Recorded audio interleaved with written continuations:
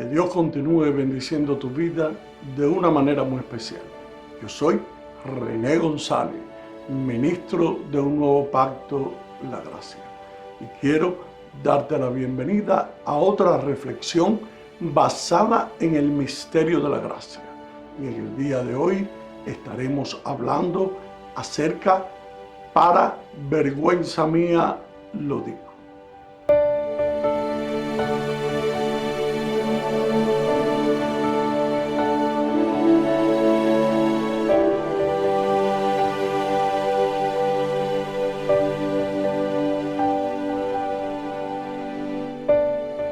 Muchas personas en la Biblia hicieron cosas que le causaron vergüenza y remordimiento. Y las personas de hoy siguen haciendo cosas que le causan vergüenza y remordimiento.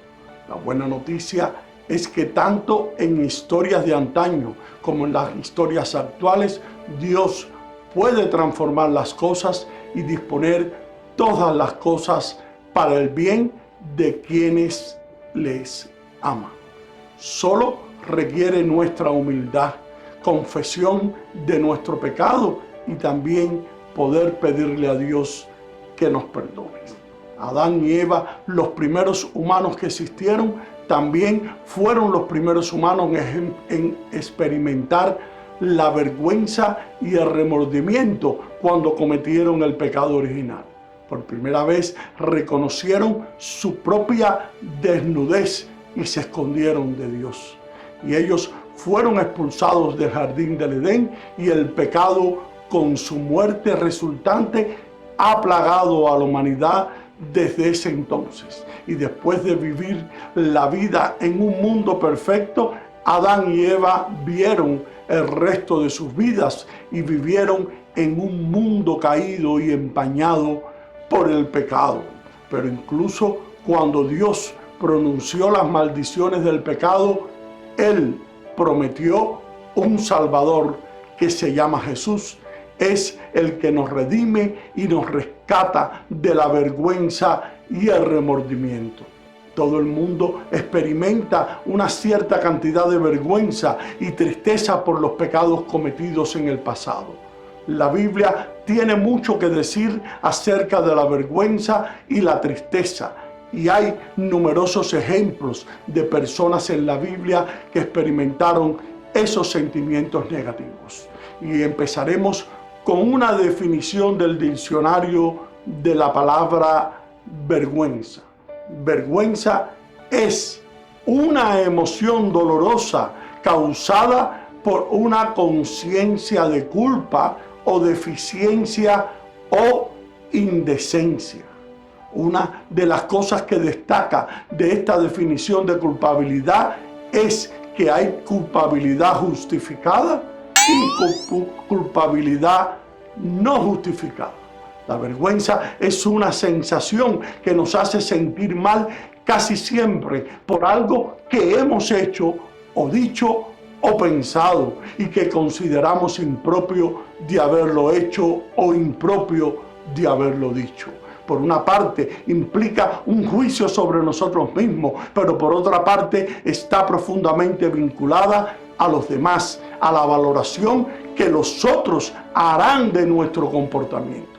Por eso la vergüenza siempre implica, de una forma u otra, el miedo al juicio negativo de los demás. De cierta forma, es como si perdiésemos una parte importante de nuestra identidad, de la imagen que proyectamos nosotros al mundo exterior. Existen situaciones en las que deberías sentir culpa y otras en las que no deberíamos sentirlo. La palabra decepción sería apropiado, pero nunca la palabra vergüenza. Déjame que te ilustre estos dos tipos de vergüenza que podemos ver plasmada en la Escritura. La Biblia deja muy claro que existe una vergüenza que deberíamos sentir y otra que no llamaríamos una vergüenza inapropiada, y la otra la llamaríamos vergüenza apropiada. Vergüenza inapropiada es la que no deberíamos sentir Esa es la vergüenza que sentimos cuando no hay una razón verdadera para poder sentirla. Bíblicamente esto significa que de lo que tú te avergüenzas no es una deshonra para Dios, o que es una deshonra para Dios, pero tú no tenías nada que ver con eso que ha sucedido. En otras palabras, vergüenza inapropiada es vergüenza por algo bueno, algo que no deshonra a Dios, o es vergüenza de algo malo, pero que tú no tenías nada que ver con ese pecado que ha sucedido. Es el tipo de vergüenza que no deberíamos sentir. Vergüenza apropiada es la vergüenza que deberías sentir, es la vergüenza que sientes tú y siento yo cuando hay una razón buena para sentirla. Bíblicamente esto significa que nos avergonzamos de algo porque lo que hicimos pudo deshonrar a Dios. Deberíamos avergonzarnos cuando hemos hecho algo para deshonrar a Dios con nuestras actitudes o nuestras acciones. Tener o no tener algo que ver en el honrar o deshonrar a Dios es lo que marca la diferencia. Si queremos combatir la vergüenza desde la raíz, tenemos que saber qué relación tiene la vergüenza con Dios, porque tanto vergüenza inapropiada como apropiada nos puede paralizar si no sabemos cómo poder tratarla desde la raíz. En 2 de Timoteo capítulo 1 versículo 8, la Biblia nos enseña: por tanto, no te avergüences de dar testimonio de nuestro Señor, ni de mí, que he sido preso suyo, sino participa de las aflicciones por el Evangelio según el poder de Dios. Lo que este texto dice es que si te avergüenzas de testificar de Jesucristo, tienes vergüenza inapropiada. No deberíamos avergonzarnos de eso. Honramos a Cristo cuando hablamos bien de Él y lo deshonramos cuando nos callamos por miedo. Así que no es vergüenza testificar de Él, sino algo vergonzoso el no poder hacerlo. El sufrimiento y el ser burlado como cristiano no es una vergüenza, porque es una oportunidad que nosotros tenemos de glorificar a Dios. En otros pasajes de la Biblia, el criterio de lo que es vergüenza apropiada e inapropiada no es cuán estúpido parece a los hombres, sino si de hecho honramos a Dios o no le honramos. Es muy importante poder entender esto, porque mucho de lo que nos avergonzamos no es que hemos deshonrado a Dios mediante nuestras acciones, sino que hemos fallado en mostrar la apariencia que otra gente admira. Mucha de nuestra vergüenza no se centra en Dios, sino en nosotros mismos. Hasta que no controlamos esto, no seremos capaces de poder combatir el problema de la vergüenza desde la raíz misma. En Romanos 1:16 la Biblia nos enseña: porque no me avergüenzo del Evangelio, pues es el poder de Dios para la salvación de todo el que cree. Ojalá me tolerases un poco de locura. Así dice el apóstol Pablo. Pablo no llama la defensa de su apostolado una locura, debido a que sea una locura a cosas sin sentido. Él lo llama locura porque lo hace de mala gana, sabiendo que su tiempo y esfuerzo pudiera ser invertido en cosas mejores. Él lo llama locura porque él sabe que las cosas que él cree que son honorables acerca de su apostolado serían tenidas como locura por alguno de los corintios. Uno se podría preguntar: Pablo, si piensa que esto es un poco de locura, ¿por qué te molestas en escribirlo? Pero bien vale la pena, por las razones que Pablo explica en el pasaje siguiente, 2 de Corintios, capítulo 11, versículo 2 al 4. Porque os celo con celo de Dios, pues os he desposado con un solo esposo para presentaros como una virgen pura a Cristo. Pero temo que como la serpiente con su astucia engañó a Eva, vuestros sentidos sean de alguna manera extraviados de la sinceridad, fidelidad a Cristo. Porque si viene alguno predicando a otro Jesús que el que os hemos predicado, o si recibís otro espíritu que el que habéis recibido, u otro evangelio que el que habéis aceptado, bien lo toleráis, porque os celo con celo de Dios. Eso es importante, que los corintios cristianos se entiendan y confíen en las credenciales apostólicas del apóstol Pablo, porque Pablo cela sus corazones con celo de Dios. El celo de Dios de Pablo es una cosa buena, y él se ofendería si los corintios son seducidos por un falso entendimiento de lo que significa ser un apóstol de la gracia. El ser humano es un vicio, pero el Señor dijo: porque yo soy Jehová tu Dios, fuerte y celoso. El celo de Dios es amor en acción. Él se rehúsa a compartir el corazón humano con cualquier rival, no porque Él sea egoísta y quiera todo para Él, sino porque Él sabe que sobre esa lealtad hacia Él depende nuestra propia vida moral.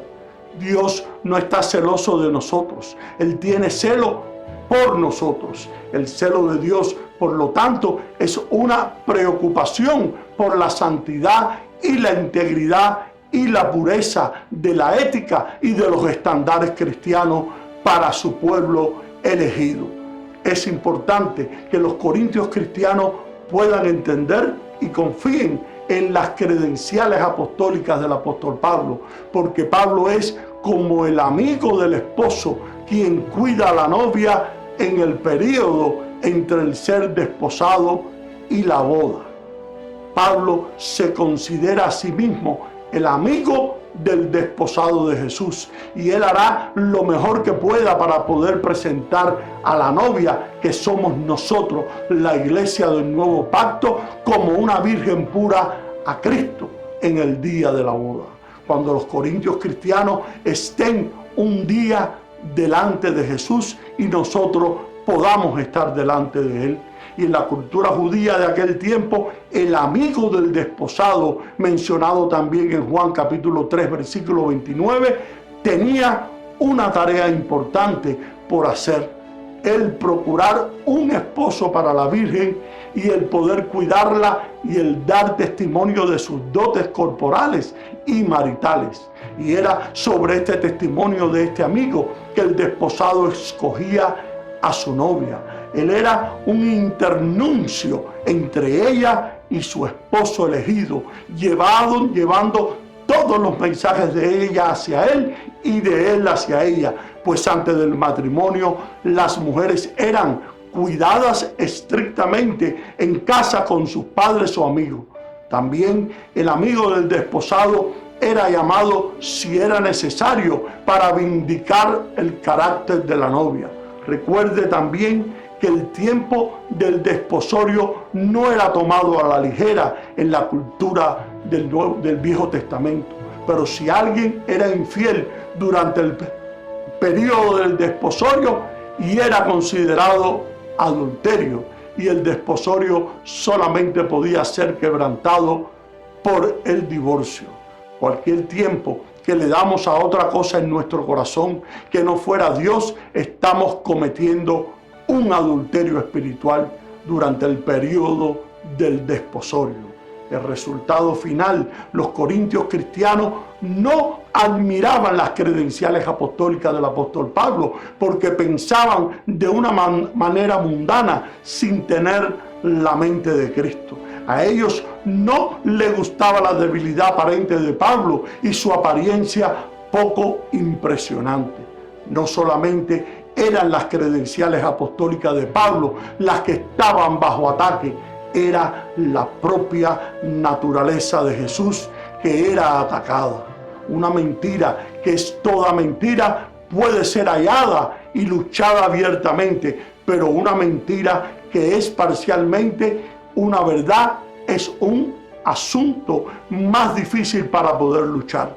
porque si viene alguno predicando a otro Jesús, esto es importante que los corintios cristianos entiendan y confíen en las credenciales apostólicas del apóstol Pablo, porque Pablo sabe que ellos son atraídos a los falsos apóstoles, quienes predican a otro Jesús. Los problemáticos entre los corintios cristianos, quienes agitaban la contienda en contra de Pablo, no atacaban a Pablo solamente, ellos también atacaban al verdadero Jesús al poder predicar a otro Jesús. ¿Quién era este otro? He sido crucificado con Cristo y ya no vivo yo, sino que Cristo vive en mí. Y lo que ahora vivo en el cuerpo, lo vivo por la fe en el Hijo de Dios, quien me amó y dio su vida por mí. La vida ya no se trata de nosotros mismos, lo que significa que tampoco se trata de nuestros triunfos o nuestras luchas. Una vida redimida por Cristo es como si encontráramos la verdadera libertad de la vergüenza y el arrepentimiento. Nosotros tenemos un pasado oscuro de pecado, pero un brillante futuro de libertad en nuestra obediencia a Cristo. Y espero que esta enseñanza te haya sido de gran bendición para tu ser interior y la puedas poner en práctica en tu diario caminar en el Señor. Y ahora me despido hasta una próxima ocasión. Bendiciones y gracias por tu sintonía.